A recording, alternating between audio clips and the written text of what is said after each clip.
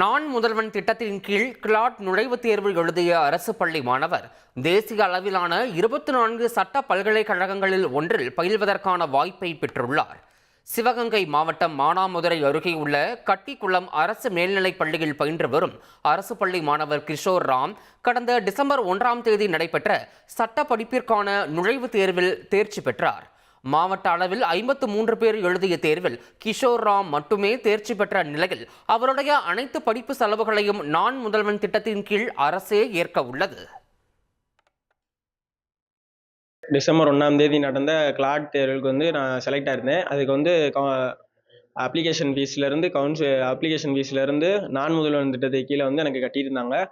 இப்போ அந்த தேர்வில் நான் தேர்ச்சி பெற்றிருக்கேன். தேர்ச்சி பெற்றதுக்கு கவுன்சிலிங் ஃபீஸும் கவர்மெண்ட்டே கட்டியிருக்காங்க 20,000. இதுக்கு ஆதரவாக இருந்த தலைமை ஆசிரியருக்கும் ஆசிரியர்களுக்கும் நன்றி. அப்ளிகேஷன் ஃபீஸில் இருந்து கவுன்சிலிங் ஃபீஸில் இருந்து இனி அவன் கல்லூரியில் சேர்ந்து படிப்பதற்கான அத்தனை செலவுகளையுமே நான் முதல்வன் ஸ்கீம் மூலம் அரசே அவனுக்கு செலுத்தும். இது மிகவும் பெருமையான விஷயம். செய்திகளை உடனுக்குடன் தெரிந்து கொள்ள உடனே சப்ஸ்கிரைப் பண்ணுங்க.